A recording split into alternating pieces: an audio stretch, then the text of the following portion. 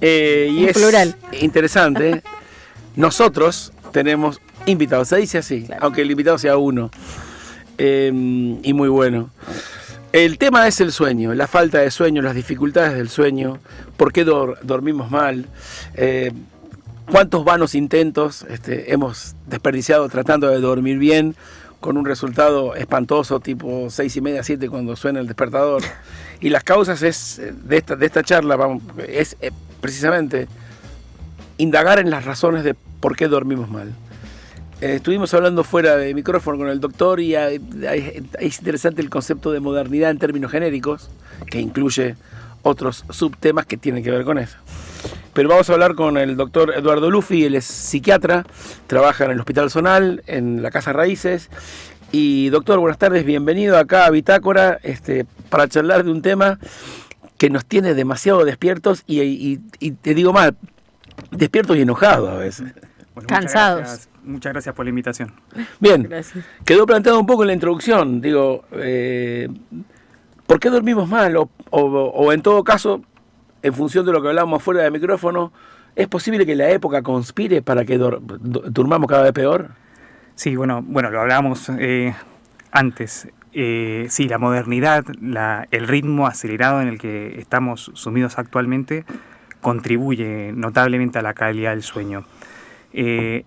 Vivir bajo efectos del estrés o una hiperproductividad constante, situaciones que nos están afectando laboralmente y no poder apagar de alguna manera el cerebro. Nuestro cerebro no tiene un interruptor de on-off. Entonces, si llega la noche y estamos preocupados de nuestra agenda del día siguiente hasta las 11 de la noche, va a ser imposible que nuestro cerebro deje de secretar una hormona del estrés como es el cortisol y no es imposible que podamos conciliar bien el sueño. ¿Y recibís muchas consultas justamente por este tema? Porque, bueno, gente que está durmiendo mal y también, ¿cuál es el principal motivo por el que dicen, bueno, o llegamos a la conclusión de que se duerme mal por esto? Uh-huh. Sí, la verdad que las consultas por insomnio han crecido un montón.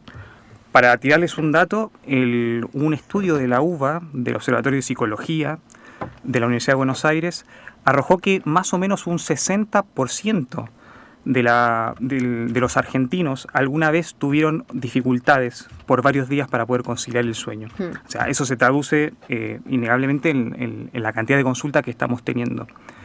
Yo recibo generalmente las situaciones más graves, o sea que la mayoría de las veces las personas consultan primero con un médico general. Incluso antes intentaron por su cuenta distintos métodos para poder conciliar el sueño. Yo suelo ver las situaciones más graves, pacientes por ahí que llevan 3, 4, incluso semanas sin poder conciliar el sueño. Y muchas veces esa conciliación del sueño, que es lo que me atañe a mí, es indagar si ese insomnio es secundario a alguna otra cosa. Por ejemplo, algún cuadro depresivo, algún cuadro ansioso, tal vez algún consumo problemático de sustancias. Bien. O sea, hay una relación entre la falta de sueño y esto que estás mencionando. Sí, Otras cuestiones emocionales. Uh-huh. Y también hay una relación, pregunto, lo ignoro absolutamente, entre la hiperactividad y la falta de sueño. Sí, indudablemente, porque nuestro cerebro no puede desconectarse. Secreta constantemente una hormona que se llama cortisol, que es la hormona del estrés, que, bueno, si está presente en altas concentraciones, es imposible que podamos relajarnos y conciliar el sueño. También, y entra en este concepto de modernidad, estar constantemente viendo el celular, la luz azul del celular, inhibe la secreción de una hormona que se llama melatonina, que es la que básicamente le avisa al cerebro que es de noche. Entonces, si son las 11, 12 de la noche y nuestro cerebro todavía no setea de que es de noche, bueno, no vamos a poder conciliar el sueño. Y por ejemplo, recién mencionabas lo del celular, ¿no? Pero hay mucha gente, y lo he escuchado, que se va a dormir con la tele prendida, que tiene la televisión en la habitación. Entonces, ¿qué tan malo es eso y qué genera? O sea, ¿genera que te despiertes cansado? ¿Te ayuda o no te ayuda a descansar? Uh-huh. Bueno, no, las recomendaciones, o sea, la primera regla para iniciar un tratamiento para el sueño es algo que se denomina higiene del sueño. O sea, son como pautas a implementar antes de ir a lo psicofarmacológico inmediatamente. Y entre ello es poder, de alguna manera, eliminar estímulos. Entre ellos, estímulos lumínicos como el celular, la televisión, tratar de que no haya mucho ruido en el entorno donde se va a dormir y que la cama no sea una sucursal de la oficina. Bien, o sea que la cama tiene que estar hay que setear el cerebro de que la cama es para dormir y eventualmente tener sexo, pero no para ver televisión, no es un cine, no es una oficina, tiene que estar seteada para el descanso. Te pregunto, tampoco para leer, porque por ejemplo, digamos, a mí me cuesta habitualmente dormir y he encontrado que la lectura me relaja y es digamos, muchas veces ha sido un buen vector entre la falta de sueño y el sueño. Sí, bueno, es una de las cosas que se recomienda. Sobre todo en términos más de reducción de riesgos y daños, es mejor agarrar una lectura en papel o escuchar música de fondo tranquilo antes de agarrar el celular. ¿La música de fondo ayuda? Sí, una música relajante ayuda a la conciliación del sueño, sí. Te pregunto, de acuerdo a tu experiencia, por poblaciones, ¿qué tipo de población está más sujeta a dormir mal? Adultos, jóvenes, mujeres, hombres, ¿qué te indica la práctica? O en todo caso es tan variopinto que hay un poco de todo. Hay un poco de todo, la verdad. Yo recibo más consultas de adolescentes, adultos. A ver, comúnmente uno podría pensar que por ahí los adultos mayores son los que más sufren insomnio, pero la verdad que es bastante prevalente en todo arco de edad. Sí, bueno, tiene que ver mucho con esto que mencionamos, justamente con las pantallas, pero no sé si hay estudios o algo como para decir, hoy dormimos peor que antes o quizás hoy se habla más del tema. Yo creo que ambas. Se está hablando mucho más del tema, se está hablando más de salud mental en general, ¿no? Pero creo que hoy dormimos mucho peor que antes, por todo esto que estamos hablando de la modernidad. Hay factores actuales que contribuyen a un peor descansar. Por ejemplo, uno en particular que no lo hayamos nombrado, por supuesto sale el celular y queda ese como el factor preponderante, pero hay otro, por ejemplo, que vos... Las redes sociales. Sí, principalmente las redes sociales. No sé si están familiarizados con un concepto que hablan mucho los jóvenes, el FOMO. Sí. Bien, Fear of missing out. Claro, que es el miedo, o sea, la ansiedad de pensar que se está perdiendo algo. De algo. Bien, y entonces, como se está perdiendo de algo, lo quiere ya, en ese instante. Exacto. Además, las redes sociales están hechas para acaparar nuestra atención. Imagínate irte a dormir y previamente estar viendo una noticia que te genera alarma, alerta. Eso genera un nivel de dopamina que bueno, contribuye a un mal descansar también. ¿Qué pasa con los hábitos? Pregunto por cuestiones que son problemas sociales. Que yo, por ejemplo, pienso en el alcohol o en el cigarrillo. ¿Conspiran contra el buen sueño? Sí, a ver.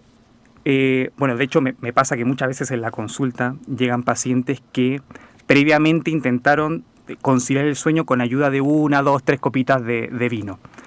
Pero cuando llegan a la consulta me dicen, pero Doc, ¿sabe qué? Al principio me servía, dormía, pero al día siguiente estaba muy cansado, con poca energía, con poca concentración.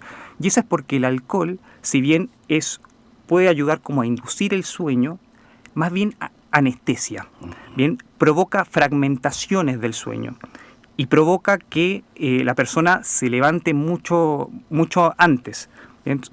Provoca un detrimento en el mantenimiento del sueño, con despertares precoces. ¿Qué consecuencias tiene en la salud en general dormir mal? O sea, ¿qué pasa con el tipo? Bueno, yo lo dividiría en dos situaciones. Hay alguien que ocasionalmente puede dormir mal por X razones, pero ¿qué pasa con aquel que generalmente duerme mal? ¿Qué consecuencias tiene en su modus vivendi, en su salud? Me refiero no solamente a su salud psíquica, me refiero a su salud física. Sí. Bueno, cuando las personas... Y eso es importante como determinar qué es un insomnio ocasional y qué es un trastorno del sueño. Bien. Un trastorno del sueño es aquella afección donde, bueno, pasa más de 3 o 4 veces a la semana, donde la persona no logra conciliar el sueño, o tiene despertares precoces, o se despierta varias veces durante la noche. Al día siguiente puede experimentar poco nivel de energía, poco nivel de concentración, mayor nivel de irritabilidad. Claramente genera un deterioro en la calidad de vida. ¿Y qué pasa si esto es muy repetitivo, casi como una constante en la vida de X persona? ¿Qué pasa? Me refiero, ¿qué pasa si la cuestión no es dormir mal un par de días, sino dormir mal casi siempre? Bueno, se puede llegar a perder el juicio de la Sí, razón, claro. perder la cabeza por no poder dormir. Y, por ejemplo, yo me quiero detener en algo, ¿no? Porque recién decíamos, bueno, hablábamos del alcohol y demás. Hay mucha gente que, por ejemplo, duerme mal y duerme siesta. Ujú, ¿Qué tan importante es dormir o no dormir la siesta para conciliar bien el sueño a la noche? ujú. Bueno, mira, la recomendación es hacer siestas muy cortas, 15, 20 minutos. No se recomienda siestas de 40 minutos, de 1 hora. La idea es que si alguien viene teniendo problemas para conciliar el sueño, es que aguante lo más posible hasta la noche. Claro. Bien, pero que puedas por ahí, si necesita hacer un descanso, que sea muy corto durante el día. Claro, 15 minutos no más de eso. Ujú. Sí, una cosa que a veces suele resultar, lo estaba leyendo el otro día, es el practicar deporte. Digo, practicar deporte ayuda a... O sea, practicar deporte como hábito, leía que ayuda a tener un sueño más razonable. Sí, sí, eso es verdad, pero ayuda siempre y cuando se practique alejado de la noche, Sí. ¿no? O sea, si se practica a altas horas de la noche, tipo 8 o 9 de la noche, se llega a la noche con altos niveles de dopamina, y eso no sería sería contraproducente. O sea que en este para caso conseguir sueño. practicar deporte, digamos que hasta las 6 de la tarde, 7, Sí. y después o sea, volver a casa con una especie de ritmo de carreteo normal. Sí. Sí, porque lo que hay que hacer es desacelerar el cerebro. O sea, estamos en una vorágine diaria de constante aceleración y la idea es ir desacelerando conforme llegamos a la noche. Estamos hablando con el doctor Eduardo Lufi, psiquiatra especialista en cuestiones relacionadas con el sueño, y la charla se ha tornado muy interesante. La pregunta que te quería hacer, doctor, es: ¿qué relación existe entre los hábitos alimenticios y el mal o el buen sueño? Ujú. Bueno, se ha visto que hacer, por ejemplo, ingestas copiosas en la noche, eso contribuiría a un mal sueño. Es importante también tener una dieta balanceada, no rica en ácidos grasos, en lípidos. Se recomienda en líneas generales tener una buena alimentación. Y de noche comer liviano. Comer liviano, también alejar por ahí sustancias más psicoestimulantes, tratar de evitarlas después de las 3, 4 de la tarde. Por ejemplo, tratar de evitar cafeína, mate, bebidas energizantes. O sea, si alguien que viene teniendo problemas del sueño viene tomando estas sustancias a la tarde, no estaría recomendado. Bueno, es lo que nosotros mencionamos siempre. Destacamos acá que somos dos personas que tienen problemas para dormir bien y después de las 6 de la tarde no se toman ni mate ni café. No. Después del mediodía, chao, listo. Ujú. Y si el café es con leche y nada más, y hasta la otra mañana nada. Claro. No, pero bueno, también más allá de eso, ¿y qué tan efectivos son, por ejemplo, algunos métodos más naturales, ¿no? No sé, por ejemplo, se me ocurre alguna tintura madre el té de tilo, ¿qué tan efectivas son? Ujú. Bueno, eso puede ayudar para el insomnio leve, puede ayudar para dificultades en la conciliación que, bueno, nos llevan mucho tiempo instauradas. Actualmente, bueno, se está usando mucho el magnesio, el aceite de cannabis, sobre todo el CBD. Se ha visto que tienen pueden ayudar parcialmente a la conciliación del sueño, más en los cuadros más leves, pero por un efecto más ansiolítico, ¿no? O sea, baja los niveles de ansiedad y ayudaría con el insomnio secundario a los niveles de ansiedad, bien, sobre todo el CBD. ¿Cómo influye el ámbito, el lugar del sueño? Es decir, ¿influye si hay luz, si no hay luz, si está más oscuro, si hay más o menos ruido? ¿Cuál es la incidencia de eso en el dormir bien o en el dormir mal? Bien, bueno, eso es importantísimo. De hecho, las guías recomiendan que se deba dormir en un lugar con una temperatura adecuada, ni mucho frío, ni mucho calor, que esté completamente a oscuras, que sea un entorno como agradable para el sueño. O sea, la oscuridad, ese dato lo toma el cerebro.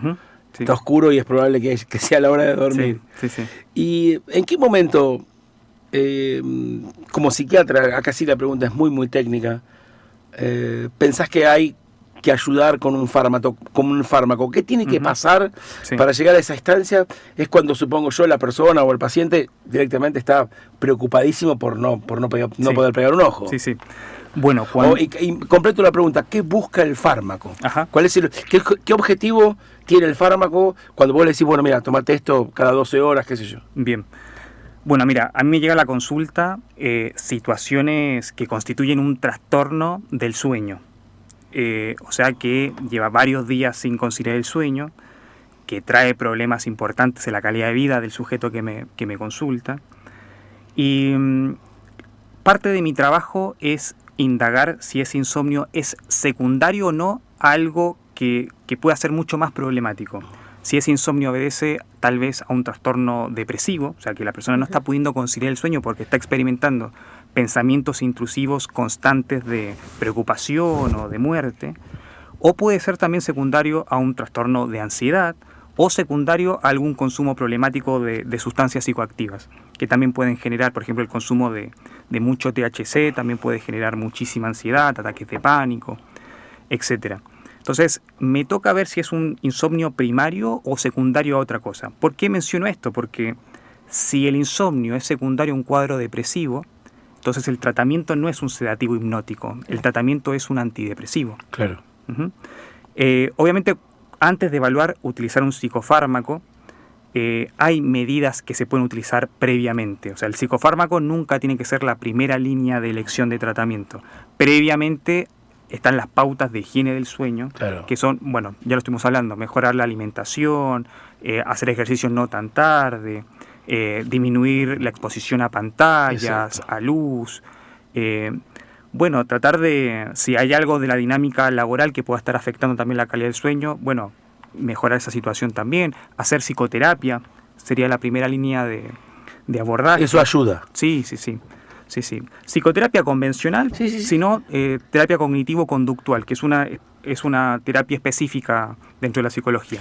¿Y cómo debería ser o qué también está, por ejemplo, esas personas que, no sé, tocan la almohada y se duermen? O sea, ¿debería ser así? ¿Todos deberíamos dormirnos inmediatamente, llegamos a la cama? ¿Cómo debería ser realmente? Bien, bueno, esas personas son un poco privilegiadas, me Sí, parece. es una envidia. En estos momentos. Profundamente. No, a ver, no hay una norma tampoco de cuánto es la latencia para dormir, pero se estima más o menos que se tiene una problemática en el inicio del sueño si el sueño tarda más de 45 minutos. Claro. Si estamos dando vuelta más de 30, 45 minutos, bueno, ya se podría, por lo menos hay un atisbo de que algo está pasando. Y lo normal sería, por ejemplo, tengo sueño, yo toda mi vida hice eso, de tengo sueño, me voy a dormir. O sea, ¿debería ser así? ¿O uno debería tener más o menos un horario en el que, bueno, aunque le cueste lo que sea, ir siempre a dormir en el mismo horario? ¿Cómo? O sea, ¿o qué sería lo más lógico, lo más conveniente? Sí, lo más conveniente es mantener un ritmo ya establecido, un horario establecido. ¿Qué pasa con la melatonina que la nombraste hace un rato, que es de venta libre? Digo, hay mucha gente que en todo caso decide por estas cuestiones automedicarse de esta manera. Eso, ¿qué riesgos tiene? ¿Sirve? ¿No sirve? Es cierto que ahora por ahí googleás e investigás un poco. Digo, ¿ese es un hábito que a veces también te llega al consultorio? Sí. Bueno, la mayoría de las veces los pacientes que me consultan ya intentaron con la melatonina, que como dices es de venta libre. La melatonina puede ayudar en algunos tipos de insomnio, sobre todo cuando hay alteración del ciclo circadiano. Pero bueno, primero no está bueno automedicarse, siempre que tiene que estar bajo supervisión de un médico. La pregunta es, ¿cualquier persona puede tomar melatonina? Esa es, digamos, o hay que consultar primero. No, previamente hay que consultar. La consulta tiene que ser primero con un médico clínico, un médico general, y eventualmente, si ese tratamiento no es efectivo, derivará a un psiquiatra. Para resumir un poco, ¿cuál sería el decálogo de las cosas que no hay que hacer si vos querés dormir mejor o dormir bien? Bien, el decálogo, bueno, para mí sería tratar de disminuir todos los estímulos a la hora de acostarse, tratar de suprimir la luz del celular, tratar de no ingerir comidas muy copiosas durante la noche, tratar de llegar lo más descansado posible, o sea, ir desacelerando, este concepto de desaceleración para llegar a la cama. Sí, principalmente eso.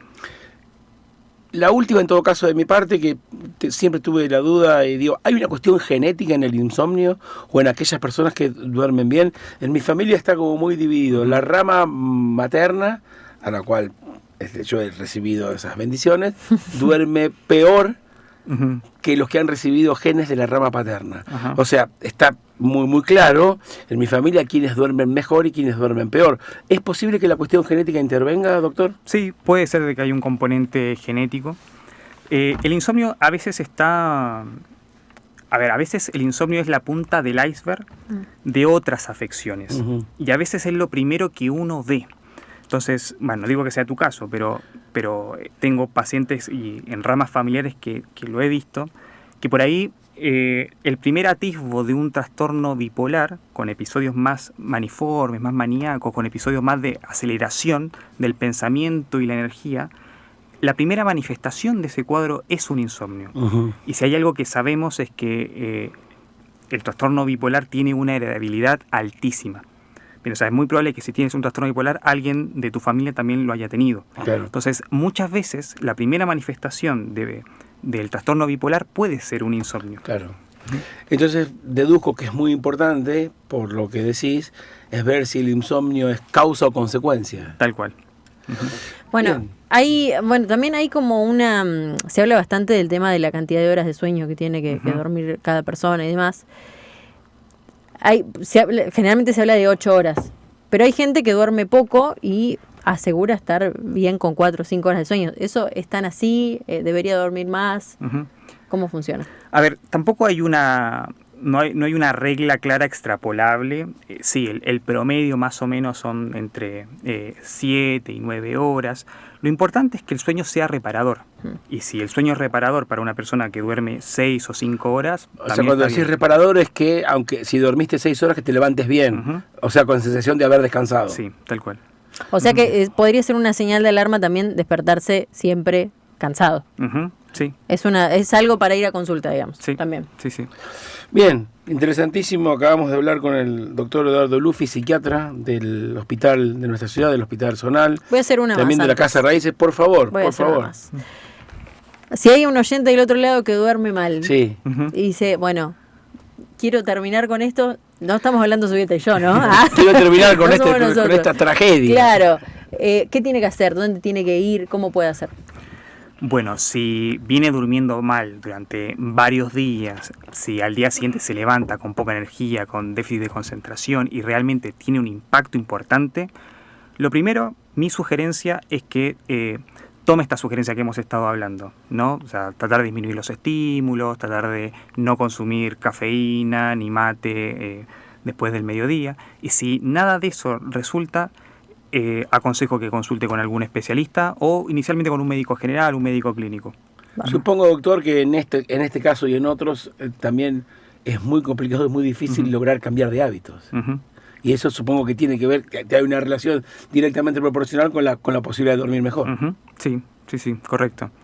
Bien, acabamos de hablar con el doctor Eduardo Lufi, psiquiatra, trabaja en Casa Raíces y trabaja en el Hospital de Bariloche, ha sido clarísimo y hemos aprendido mucho y espero que también así nuestros oyentes.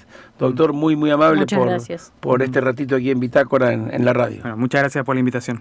Bien, nos vamos a la pausa. ¿Y con qué volvemos? El joven, nuestro amigo Manos de Tijera sabe todo. Vamos a la pausa porque de algo hay que vivir. Y acá usted me va a cargar. A ver. ¡Ay, el distinto! No me va a cargar porque... No es original. No es original, pero lo hice a propósito, porque la canción es muy linda, la hemos escuchado hasta el hartazgo, y es cuando pasa el temblor de Soda Stereo, pero en este caso vamos a escuchar la versión de nuestros amigos uruguayos de No Te Va a Gustar, es precisamente para seguir apreciando la canción con otra perspectiva. Estás perdonado. Gracias a Dios. Como siempre, Radio 6 es tu compañía e información, con el aporte de su comunidad de oyentes y la presencia permanente en la vida de Bariloche. Radio 6, a tu lado siempre.